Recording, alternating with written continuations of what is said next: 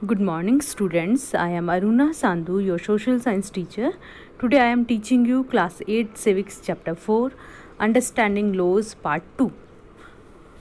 How do new laws come about? यानी नए laws कैसे बनते हैं वो हम आज इस वीडियो में देखेंगे.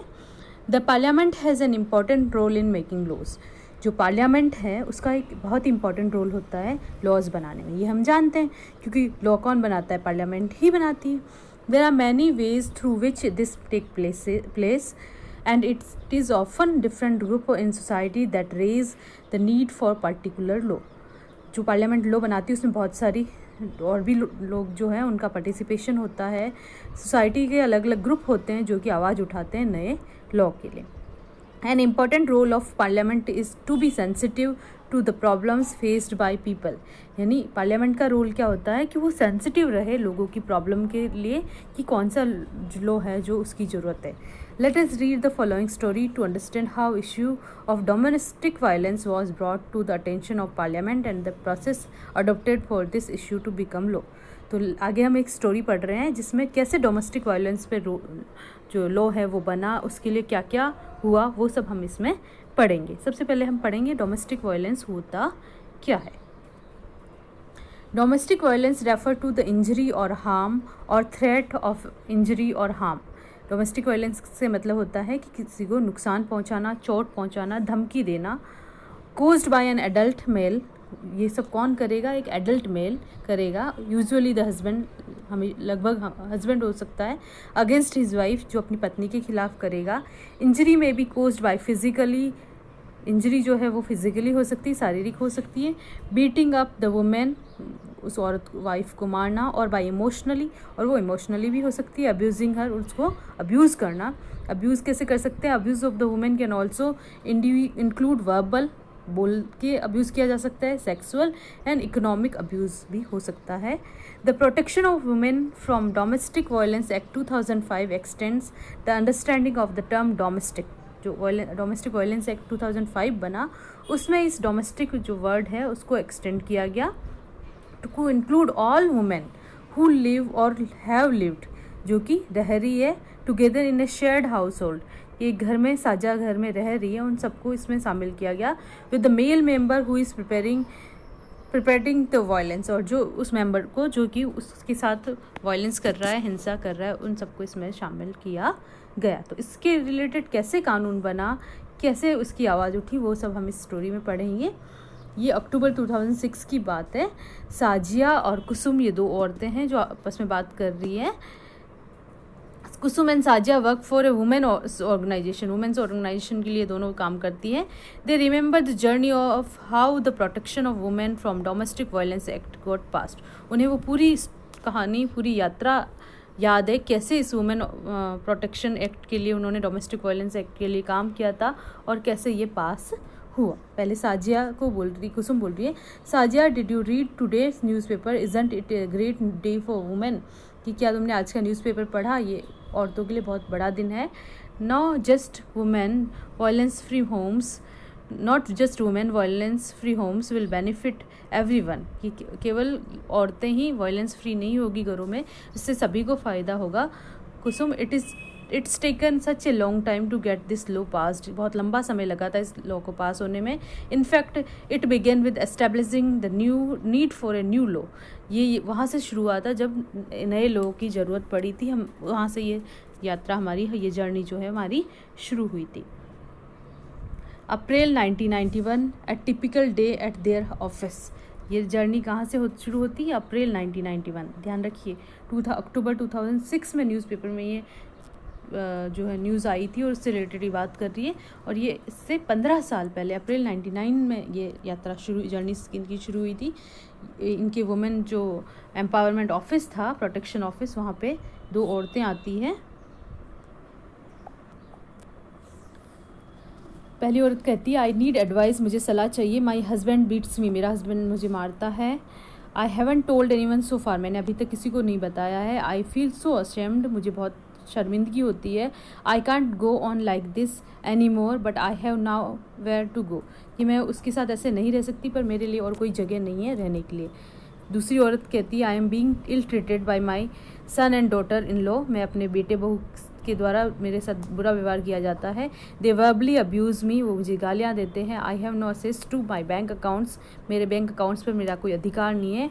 दे may even throw me out, और वो मुझे घर से बाहर निकाल सकते हैं। I do not want to go the police, I just want to stop the violence. पहली औरत जो अपने पति के द्वारा पीटी जाती है वो कहती है कि मैं पुलिस में नहीं जाना चाहती, बस मेरे खिलाफ ये वायलेंस जो है, हिंसा, ये ख़त्म हो जाए, बस मैं इतना ही चाहती हूँ। जो बूढ़ी औरत है वो बहलती है, I just don't want to be thrown out of the house I am living in. जो अपने बेटे बहू से परेशान थी वो औरत बोलती है कि मैं बस इतना चाहती हूँ कि मुझे मेरे घर से बाहर नहीं निकाला जाए। Unfortunately the existing law is an criminal one and does not offer these option, कि अभी जो कानून है वो एक क्रिमिनल लॉ है और उसमें ये सब ऑप्शंस जो है वो नहीं है जैसा ये औरतें चाहती है। ये अप्रैल 1991 की बात है। फिर through out the 90s the need for a new law has raised in different forums. पूरे 1990 में नए लॉ के लिए अलग अलग फॉर्म्स से आवाज़ें उठाई हुई। ऐसा ही एक पब्लिक फॉर्म यहाँ पे बताया हुआ है। We have heard testimonies of several women. We have seen that women want protection. हमने बहुत सारी औरतों की कहानियाँ सुनी और हम ये जानते हैं कि औरतों को प्रोटेक्शन, सुरक्षा चाहिए। Against being beaten, the right to continue living in a shared household and often temporary relief, कि जो औरतें अपने घर में पीटी जाती हैं, उनके साथ हिंसा की जाती है, उसको रोका जाना चाहिए। We need a new civil law to address this issue, और एक नया सिविल लॉ इस इशू से रिलेटेड बनना चाहिए। ये एक पब्लिक फॉर्म पे मंच पे ये आवाज़ उठाई जा रही है। 90s में ऐसे बहुत सारे मंच थे जहाँ पे ऐसी आवाज़ें उठाई जा रही थी। In 1999, lawyers collective, a group of lawyers, law students and activists after nationwide consultants took the lead in drafting the Domestic Violence Prevention and Protection Bill. This draft bill was widely circulated. 99 में lawyers का एक group बनाया गया था जिसमें law के students थे, activist थे, नेशनल वाइड कंसल्टेशंस जो थे, उन्होंने सबने इसमें पार्टिसिपेट किया था और उन्होंने एक ड्राफ्ट बनाया था डोमेस्टिक वायलेंस पे और उसको सब जगह सर्कुलेट किया गया था। The definition of domestic violence should include physical, economic, sexual and verbal and emotional abuse. उस जो ड्राफ्ट बना था उस पर अलग अलग लोगों ने अपनी राय दी थी। तो ये कह रहे हैं कि जो डेफिनेशन है डोमेस्टिक वायलेंस में, उसमें फिजिकली, इकोनॉमिक और सेक्सुअल और वर्बल जो है और इमोशनल अब्यूज़ भी शामिल किया जाना चाहिए। दूसरा जो है वो अपनी एडवाइस दे रहे हैं, the law should cover any women living within a share domestic space. हर औरत को शामिल किया जाना चाहिए जो घर में शेयर कर रही है, घर रह रही है। They should be protected from being evicted from the shared house hold, और उसके साथ जो रह रहा है वो अगर किसी तरह की हिंसा कर रहा है तो उन सबको शामिल किया जाना चाहिए। What about some monetary relief, की कुछ उनको इकोनॉमिकली, फाइनेंशियली भी रिलीफ मिलना चाहिए। ये सब लोगों की एडवाइस आ रही थी उस ड्राफ्ट पे जो बना था। Meetings were held with different organisations, उसके बाद अलग अलग ऑर्गेनाइजेशंस ने अपनी मीटिंग्स ली। ऐसी ही मीटिंग का एक ये पिक्चर दिया हुआ है। The women's movement want a new law on domestic violence, the government should introduce it in parliament soon, कि वुमेन्स के लिए न्यू लॉ बनना चाहिए और इसको पार्लियामेंट जल्द से जल्द इंट्रोड्यूस करे हाउस में। This bill finally the bill was introduced in parliament in 2002. Finally 2002 में जाके ये बिल जो है इंट्रोड्यूस हुआ पार्लियामेंट में। पर जो बिल था वो क्या था? The bill has none of what we have been suggesting, पर उस बिल में ऐसा कुछ भी नहीं था जिससे कि ये वुमेन फॉर्म वाले थे वो सजेस्ट कर रहे थे। We must oppose the bill in its present form, कि जो इसका अभी जो प्रेजेंट फॉर्म है उसको हमें अपोज करना चाहिए। Let us have a press conference, we could also start an online petition, कि हमें एक प्रेस कॉन्फ्रेंस करनी चाहिए और ऑनलाइन पिटिशन से रिलेटेड डालनी चाहिए। Several women's organizations, National Commission for Women made submission to the Parliamentary Standing Committee. जो Parliamentary Standing Committee थी उसके में बहुत सारी औरतों ने अपने अपने जो एडवाइस थी वो डाली, अपनी पिटिशंस डाली। Esteemed members of the Parliamentary Standing Committee, the present bill must be changed. उन्होंने डिसाइड किया कि प्रेजेंट जो बिल है वो चेंज होना चाहिए। We do not agree with the definition of domestic violence being proposed. उन्होंने प्रपोज किया था कि जो डोमेस्टिक वायलेंस जो है उसमें चेंज होना चाहिए। अभी जो डोमेस्टिक वायलेंस वर्ड यूज़ किया जा रहा है, जो उसकी जो डेफिनेशन है उससे हम एग्री नहीं हैं।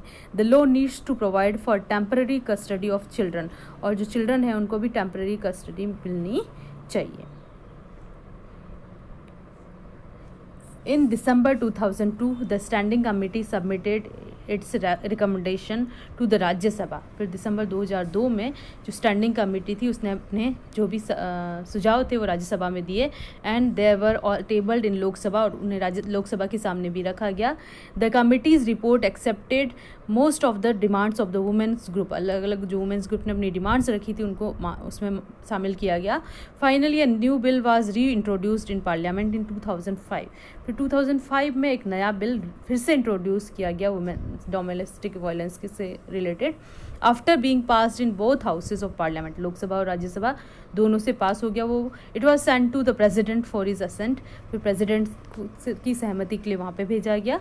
The protection of women from domestic violence act come into effect in 2006, और 2006 में जाकर ये इफेक्ट में आया, इम्प्लीमेंट होने के लिए तैयार हुआ। At press conference in October 2006, what is this new law, ये नया लॉ क्या है, जो मीडिया वाले वो पूछ रहे हैं। This law is the first in recognising a women's right to a violence free home and provides a comprehensive definition of domestic violence. कि ये पहली बार ऐसा लॉ है जिससे वुमेन जो है, औरतें जो है, अपने घर में बिना हिंसा के आराम से रह सकेगी, और इसने डोमेस्टिक वायलेंस जो है इसकी डेफिनेशन को समझाया है। This is a civil law and aimed at providing relief to millions of women. ये एक सिविल लॉ है और बहुत सारी औरतों को जो है इससे रिलीफ मिलेगा, including wives, mothers, daughters and sisters affecting by violence in their homes. इन सब में पत्नियां, माताएं, बेटियां और बहनें जो है जो कि अपने घर में घरेलू हिंसा का शिकार होती है, उन सबको इससे रिलीफ मिलेगा। ये प्रेस कॉन्फ्रेंस में किया गया है। प्रेस कॉन्फ्रेंस कंटिन्यू रहती है।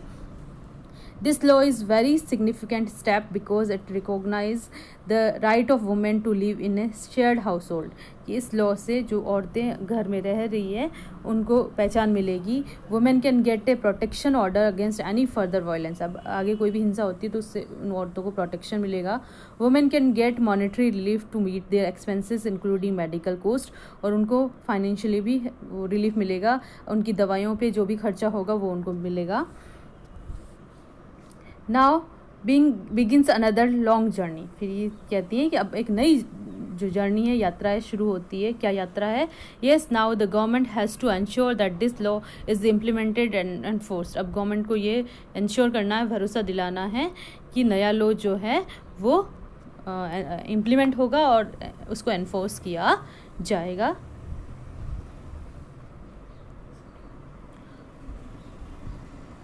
Often women who face violence or are abused are seen as victims। वो कैसे मानी जाती है? विक्टिम के रूप में मानी जाती है। But women struggle in several different way to survive this situation, therefore it is more accurate to refer them as survivors rather than victims. उनको विक्टिम्स की जगह क्या माना जाना चाहिए? सर्वाइवर माना जाना चाहिए। As the above example shows, जो पूरी हमने ऊपर स्टोरी पढ़ी उससे क्या शो होता है? The role of citizens is crucial in helping parliament frame different concern that people might have in to laws.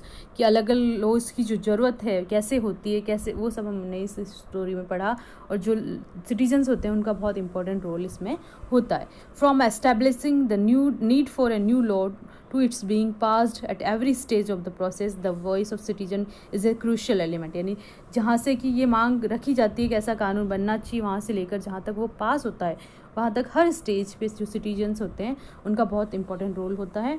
This voice can be heard through TV reports, newspapers, editorials, radio broadcast, local meetings, all of which help in making the work that parliament does more accessible and transparent to the people। TV report से, newspaper के editorial से, radio से, broadcast से, local meeting से, ये सब हमें पता चलता है कि लोग क्या चाहते हैं और पार्लियामेंट को क्या करना चाहिए। That's for all today. Next video में हम इस चैप्टर का नेक्स्ट पोर्शन पढ़ेंगे। Thank you, have a nice day.